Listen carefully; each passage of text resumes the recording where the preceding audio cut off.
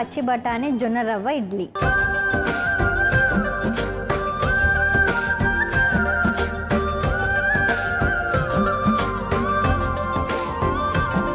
ఇంకెందుకు ఆలస్యం, కావాల్సిన ఇంగ్రీడియంట్స్ అయితే తెలుసుకుందాము. పచ్చి బఠానీ జొన్న రవ్వ ఇడ్లీ తయారు చేసుకోవడానికి కావాల్సిన పదార్థాలు: పచ్చి బఠానీ, జొన్న రవ్వ, పచ్చిమిర్చి, అల్లం ముక్కలు, కొత్తిమీర, మెంతికూర, సైంధవ లవణం, కరివేపాకు, నూనె.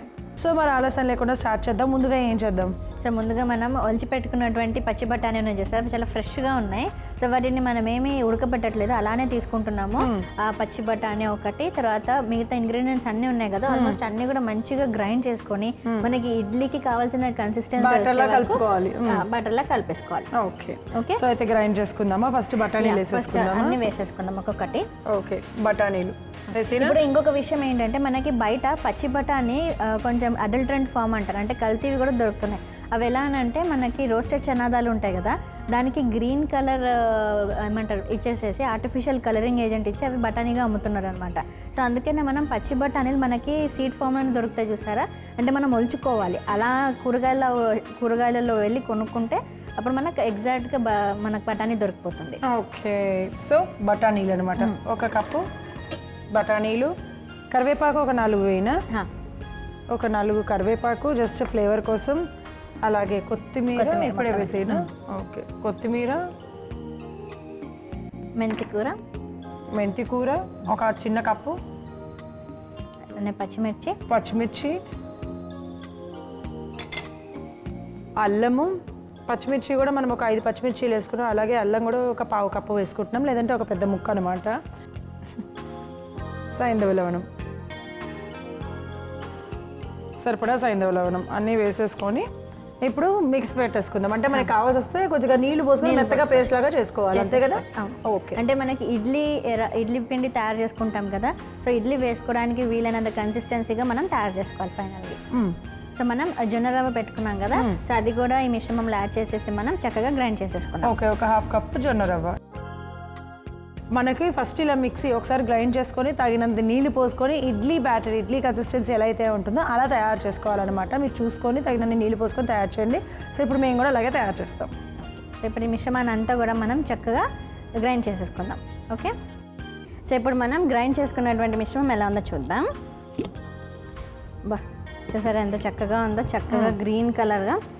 ఓకే, సో ఇప్పుడు మిశ్రమాన్ని అంతా కూడా మనం ఇడ్లీ లాగా వేసేసుకుందాం. అందుకంటే ముందు మనం నీళ్లు పోసుకొని ఒక ప్యాన్ పెట్టేసుకున్నాము. సో మనం ఇప్పుడు స్టవ్ వెలిగించేసుకుందాం. ఓకే,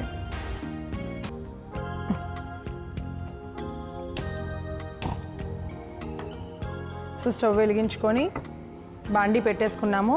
నీళ్ళు అయితే వేడవుతూ ఉంటాయి. ఈ లోపల మనం ఏం చేద్దామంటే చక్కగా ఇలాగా వీటికి ఆయిల్ కూడా ముందుగా రాసేసుకొని పెట్టేసుకున్నాము, ఆయిల్ అంతా కూడా.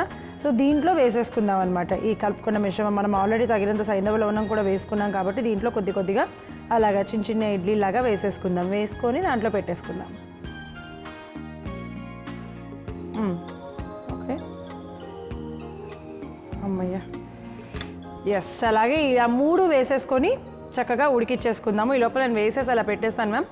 మీరు అంటే అసలు వీటిలో ఎలాంటి పోషక విలువలు ఉన్నాయి, లైక్ ఎవరెవరు తినచ్చు, ఎలాంటి ఔషధ గుణాలు ఉన్నాయి అనే విషయం చెప్పండి మ్యామ్. ఎస్, ఇది చిన్నపిల్లలు తినొచ్చు. ముఖ్యంగా చిన్నపిల్లలు ఎందుకు అన్నామంటే వాళ్ళకి శారీరకంగా మానసికంగా డెవలప్మెంట్లో చాలా ప్రాబ్లమాటిక్గా ఉండకుండా ఎంతో బలంగా ఉండడానికి ఇది చాలా ఉపయుక్తంగా ఉంటుంది. మనం ఏదైతే పచ్చి బఠానీ అనుకున్నామో అది చాలా హై ప్రోటీన్లో ఉంటుందన్నమాట, అంటే దాని ప్రోటీన్స్ అధికంగా ఉంటాయి. అలానే చిన్నప్పుడు వచ్చేటువంటి ఎక్కువగా కఫదోషం వల్ల వచ్చేటువంటి ఏవైతే వ్యాధులు ఉంటాయో వాటి నుంచి వీళ్ళకి ఉపశమనం కలిగిస్తూ అలానే రోగనిరోధక శక్తిని పెంపొందిస్తుంది అనమాట. సో అందుకనే మనకి బఠానీలు అట్లీస్ట్ వీక్లీ 2 or 3 ఖచ్చితంగా ఏవో ఒక రకంగా మనం తినాలంటారు. పచ్చి బఠానీ తినాలి, లేదంటే ఉడకపెట్టిన బఠానీ తినాలి, లేకపోతే మనకి రోస్ట్ చేసినటువంటివి కూడా దొరుకుతుంటాయి కదా, సో చనాదాలు అంటాం కదా, రోస్టెడ్ చనా, అవును, గ్రీన్, అది కూడా. సో అలా అయినా తీసుకోవాలన్నమాట. సో ఏదో విధంగా తీసుకుంటే మనకు కావాల్సిన ప్రోటీన్స్ అధికంగా అందుతాయి, అలానే హై ఫైబర్ కూడా ఉంటుందన్నమాట. ఓకే, సో మ్యామ్ ఇక్కడైతే నేను పెట్టేసేసాను, పెట్టేస్తాను.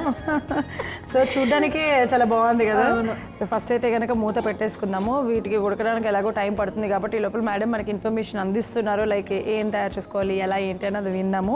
లైక్ ప్రోటీన్ కూడా అందరికీ అడగదు కదా మ్యామ్, అన్ని ఏజ్ల వాళ్ళకి. ఇప్పుడు మనం ఈ ప్రోటీన్ తీసుకున్నాం అనుకో, లైక్ హెవీ ప్రోటీన్ తీసుకుంటే అరగదు. సో ఏజ్ వాళ్ళు ఎంత ప్రోటీన్ ఎంత తీసుకోవచ్చు సో ఇడ్లీలైనా? ఇప్పుడు చిన్నపిల్లలకి మనం అనుకున్నాం కదా, సో చిన్నపిల్లలకంటే అట్లీస్ట్ ఒక చిన్న cup size proteins supplement daily అవసరం పడుతుంది. ఫర్ ఎగ్జాంపుల్ ఇప్పుడు మనం తీసుకున్నట్లయితే హాఫ్ కప్ బఠానీ, పచ్చి బఠానీతో ఎంతైతే ప్రోటీన్స్ వస్తాయో అంత మనకి అవసరం పడుతుంది. సో ఇప్పుడు మనం అందుకే మన ప్రోటీన్ అధికంగా డైజెషన్ అవ్వదు కాబట్టి మనం మిశ్రమాంశం అంతా కూడా మనం చేసుకున్నాం. దానిలో మనం అల్లం కూడా వేసుకున్నాము, తర్వాత మిగతా ఇంగ్రీడియంట్స్ అన్నీ ఉన్నాయి కదా, కొత్తిమీర, కరివేపాకు, ఇవన్నీ కూడా మన జీర్ణశక్తిని చాలా మెరుగుపరుస్తుంది, అలానే జఠరాగ్నిని కూడా దీప్తింపజేస్తుంది.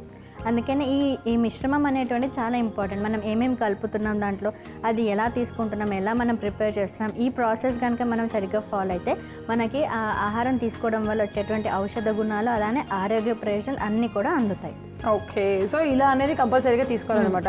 సో ప్రతిరోజు తీసుకోవచ్చా ప్రోటీన్ అనేది ఒక కొంత క్వాంటిటీలో, లేకపోతే వారంలో ఒక 3 సార్లు అనేది తీసుకోవాలి, లేకపోతే ఇలా అనేమన్నా ఉంటుందా? సో అది కూడా మొత్తం మనకి జీర్ణాశయ శక్తి పైన ఉంటుందన్నమాట. ఫర్ ఎగ్జాంపుల్ అథ్లెట్స్ కానివ్వండి, అంటే ఎవరైతే ఎక్కువగా ఎక్సర్సైజ్ చేస్తారో, వెయిట్ లిఫ్టింగ్ అని బాడీ బిల్డింగ్ వాళ్ళు ఉంటారో, అలానే ప్రెగ్నెన్సీతో ఉన్న వాళ్ళు, అంటే గర్భిణీ స్త్రీలు, పాలిచ్చే తల్లులు, వీళ్ళందరికీ కూడా ప్రోటీన్ అధికంగా అవసరం పడుతుంది అండ్ వాళ్ళకి జీర్ణం కూడా అయిపోతుంది. సో అలాంటి వాళ్ళకి డైలీ తీసుకున్నా కానీ నష్టమేం లేదు.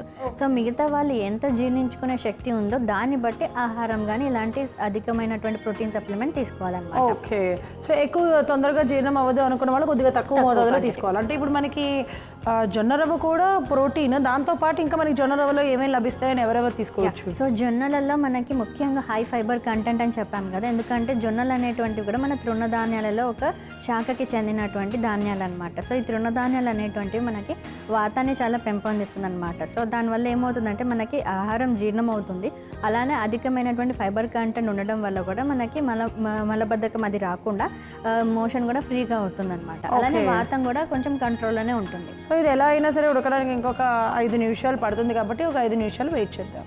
సో వెయిట్ చేద్దాం అన్నాను కదా, చూద్దాము మరి ఇంతకీ ఇడ్లీలు చక్కగా ఉడికాయో లేదో. మ్యామ్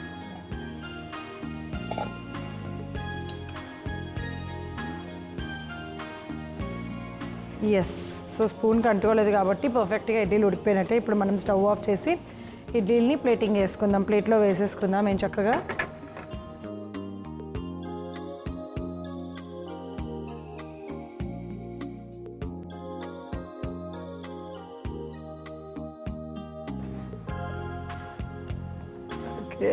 చాలా బాగున్నాయి మ్యామ్, క్యూట్గా ఏదో అంటారు చూసారా, చిట్టి ఇడ్లీలు అని చెప్పి, దానిపైన ఇంత నెయ్యి వేసుకొని అంత పొడేసుకొని తింటే మాత్రం భలే ఉంటుంది.